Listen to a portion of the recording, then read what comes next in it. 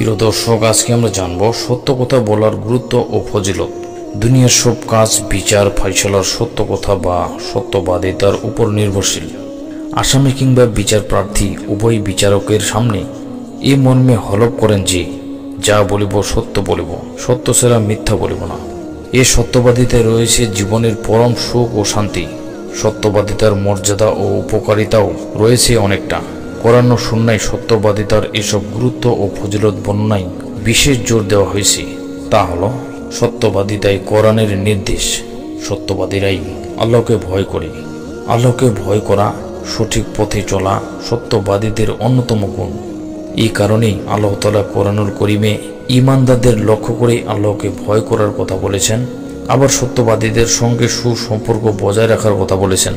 কোরআনে একাধিক আয়াতে সত্যবাদিতার উপকারিতা ও মর্যাদার কথা তুলে ধরেছেন এভাবে: হে ঈমানদারগণ, তোমরা আল্লাহকে ভয় করো এবং সত্যবাদীদের সঙ্গী হও। সূরা তাওবা আয়াত 119।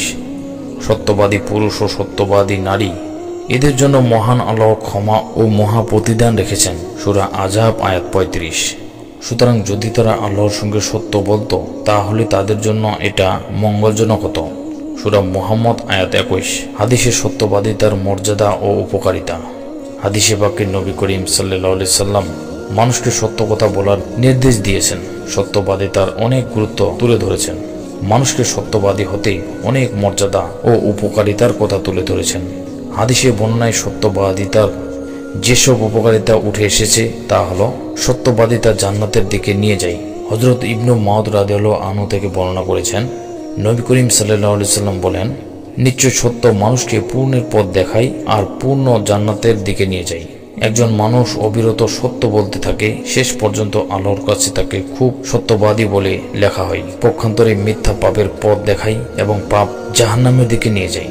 একজন মানুষ সর্বদা মিথ্যা বলতে থাকে, শেষ অবধি আল্লাহর কাছে তাকে মহা মিথ্যাবাদী বলে লেখা হয়। মুসলিম, বুখারী, তিরমিজি, আবু দাউদ। 2 নম্বর, সত্যবাদিতা প্রশান্তির কারণ। হযরত আবু মুহাম্মদ হাসান ইবনু আলী ইবনু আবি তালেব রাদিয়াল্লাহু আনহু বর্ণনা করেছেন, আমি রাসূল সাল্লাল্লাহু আলাইহি সাল্লাম থেকে এই শব্দগুলি স্মরণ রেখেছি যে, তুমি ওই জিনিস পরিত্যাগ করো যে জিনিস তোমাকে সন্দেহে ফেলে এবং তা গ্রহণ করো যাতে তোমার সন্দেহ নেই, কেননা সত্য প্রশান্তির কারণ এবং মিথ্যা সন্দেহের কারণ। তিরমিজি, নাসাই, মুসনাদে আহমেদ। 3 নম্বর, সত্যবাদিতা নবুয়তি গুণ।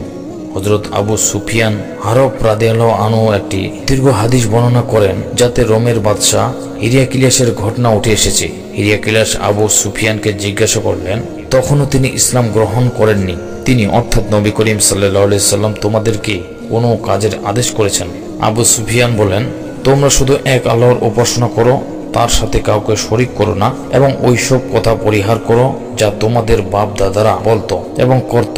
আর তিনি আমাদেরকে নামাজ পড়ার আদেশ দেন, সত্য কথা বলার আদেশ দেন, চারিত্রিক পবিত্রতা রক্ষার আদেশ দেন এবং আত্মীয়তার বন্ধন অটুট রাখার আদেশ দেন। বুখারী, মুসলিম, তিরমিজি, আবু দাউদ, মুসনাদে আহমেদ। 4 নম্বর, শাহাদাতের মর্যাদা পায় সত্যবাদী। হযরত আবু সাবেত মতান্তরে আবু সাইদ বা ইবনু হুনাইব রাদিয়াল্লাহু আনহু থেকে বর্ণনা করেন, নবী করিম সাল্লাল্লাহু আলাইহি সাল্লাম বলেন, যে ব্যক্তি সত্য অন্তর দিয়ে আল্লাহর কাছে শাহাদাত প্রার্থনা করবে, তাকে আল্লাহ তাআলা শহীদের মর্যাদায় পৌঁছাবেন, যদিও তার মৃত্যু নিজ বিছানায় হয়। মুসলিম, তিরমিজি, আবু দাউদ। 5 নম্বর, হযরত আবু খালেদ হাকিম ইবনু হিজাম রাদিয়াল্লাহু আনহু বর্ণনা করেছেন, রাসূল সাল্লাল্লাহু আলাইহি সাল্লাম বলেছেন, ক্রেতা ও বিক্রেতা উভয়ের জন্য ততক্ষণ পর্যন্ত চুক্তি পাকা বা বাতিল করার স্বাধীনতা রয়েছে যতক্ষণ পর্যন্ত তারা পৃথক না হবে।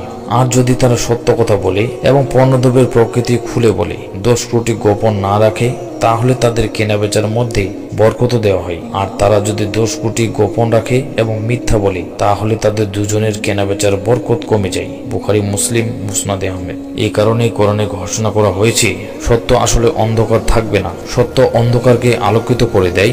আল্লাহ বলেন, হে রাসূল, আপনি বলুন, সত্য এসেছে এবং মিথ্যা বিলীন হয়েছে। নিশ্চয় মিথ্যা বিলীন হওয়ারই ছিল।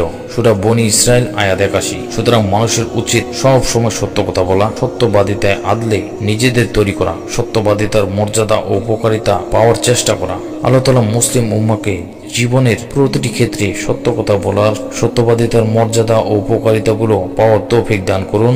আমিন।